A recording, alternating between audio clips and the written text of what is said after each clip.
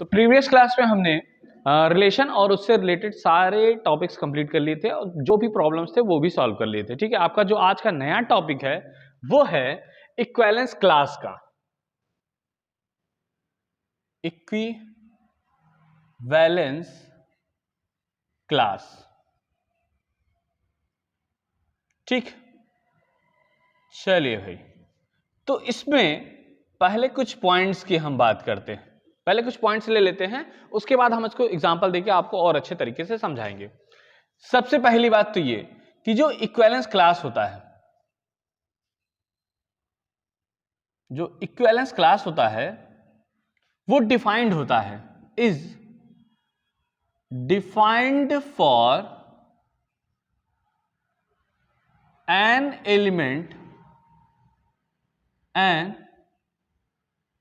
Element of set ए।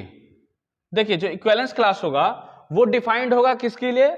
किसी set ए के किसी एक एलिमेंट के लिए डिफाइंड होगा। ठीक है, अब बात करते हैं डिनोटेशन की, कैसे इसको डिनोट करते हैं। देखिए, equivalence class is denoted by अब ध्यान दीजिएगा, हमने एक पढ़ा है कि इक्विवेलेंस क्लास जो होता है वो किसी सेट ए के किसी एक एलिमेंट के लिए होगा ना। तो हम मान ले रहे हैं किसी सेट ए का कोई एलिमेंट ए ले रहा है, स्मॉल लेटर का ए, तो हम उसको इक्विवेलेंस क्लास को रिप्रेजेंट कैसे करेंगे? उस स्मॉल लेटर ए को क्या करेंगे? स्क्वायर ब्रैकेट में कर देंगे, तो वो हो गया आपका इक्विवेलेंस क्लास। ठीक है, ये दूसरी चीज हो गई। तीसरा पॉइंट, जो इक्विवेलेंस क्लास होता है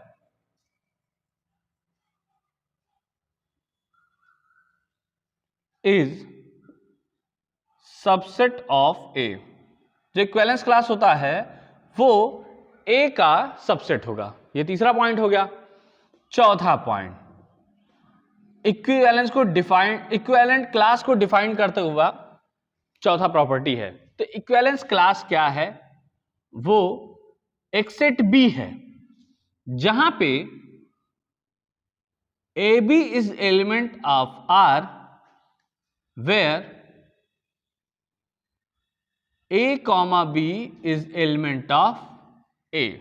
अब इस बात को ध्यान दीजिएगा, ये चौथा जो पॉइंट है वो आपके इक्विवेलेंस क्लास की डिफिनीशन को रिप्रेजेंट कर रहा है।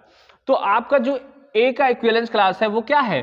वो बी, सेट बी है जिसमें बी एक ऐसा एलिमेंट है जो कि ए के साथ रिलेट कर रहा है। मतलब जिसका हम लोग इक्विवेलेंस क्लास निकाल रहे हैं उसी के साथ रिलेट है। किसका?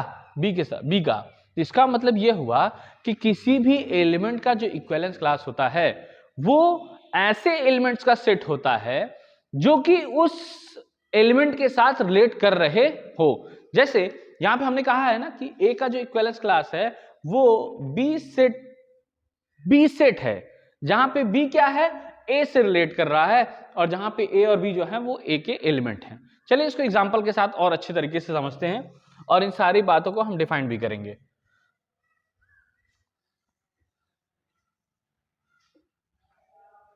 तो देखिए, आपको पता है कि जो रिलेशन होता है वो डिफाइंड होता है दो सेट्स के बीच में। ठीक है, तो चलिए हम दो सेट्स ले रहे हैं और जो रिलेशन डिफाइंड हो रहा है वो रिलेशन आर है और किसके किसके बीच डिफाइंड हो रहा है? ए टू ए।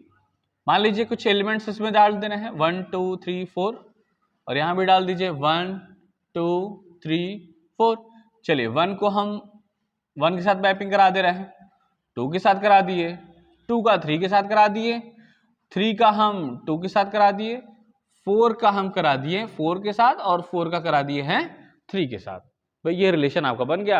अब हमको करना यह है कि इस सेट ए के एलिमेंट 1 का इक्विवेलेंस क्लास निकालना है। तो 1 के इक्विवेलेंस क्लास को हम रिप्रेजेंट कैसे करेंगे? कुछ इस तरीके से ऐसे रिप्रेजेंट किया जाएगा, जिसका हम लोग इक्विवेलेंस क्लास निकाल रहे हैं। हमने क्या कहा है? इक्विवेलेंस क्लास जो होता है वो डिफाइंड होता है किसी सेट ए के किसी एक एलिमेंट के लिए। ठीक है, तो अगर हम इसका एलिमेंट 1 ले रहे हैं तो इक्विवेलेंस क्लास को कुछ इस तरीके से रिप्रेजेंट करेंगे, स्क्वायर ब्रैकेट लगा के। अब हमने क्या कहा है कि जो इक्विवेलेंस क्लास होता है वो क्या होता है? वो एक सेट बी होता है। और बी क्या होगा, बी ऐसा एलिमेंट होगा जो ए के साथ रिलेट कर रहा होगा। तो अब देखिए ये ए का काम कर रहा है, इसके साथ कौन कौन रिलेट कर रहा है वो अब हमको इसमें देखना है। 1 के साथ देखिए किसका किसका रिलेशन है, 1 का ही है।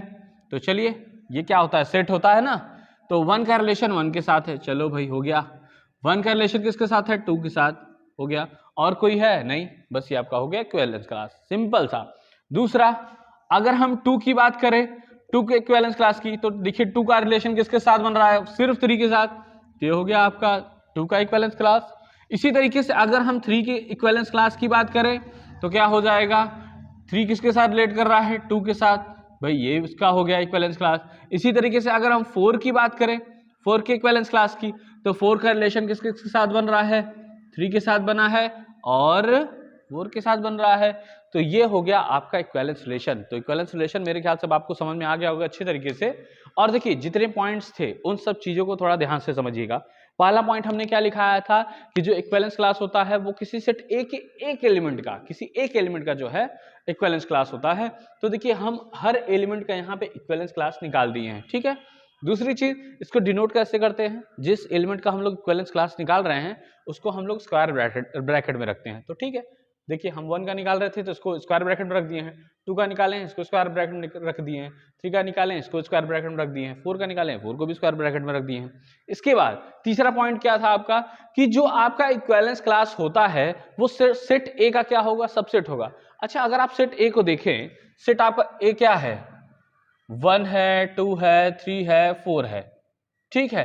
तो अब ये देखिए ये जितने इक्विवेलेंस क्लास आपको मिले हैं, क्या ये सब के सब इस सेट के सबसेट है। देखिए 1 2 1 2 3 2 भी मिल रहा है, 2 भी मिल रहा है, 3 भी है, 3 भी मिल रहा है, 3 4 सबसेट का मतलब ये है ना कि अगर इसके सारे एलिमेंट इसमें मिलते हैं तो हम ये लोग कह सकते हैं कि ये सब जो है इसकी सबसेट है। तो इसके हिसाब से तो भाई इसके सारे एलिमेंट्स इसमें मिल ही रहे हैं, तो ये सब के सब क्या कहलाएगा, इसके सबसेट कहलाएगा।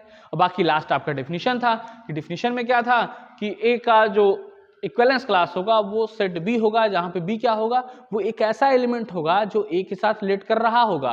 तो हम उसी के अकॉर्डिंग तो इक्विवेलेंस क्लास निकाले हैं। तो इसके साथ ही ये तो मेरे ख्याल से तो ये टॉपिक आपका अच्छे से क्लियर हो गया होगा और इसमें बहुत बड़ी चीजें नहीं है, बहुत सिंपल सा टॉपिक था। तो आज के लिए बस इतना ही, बाकी नेक्स्ट क्लास में फिर से मिलते हैं, तब तक के थैंक यू।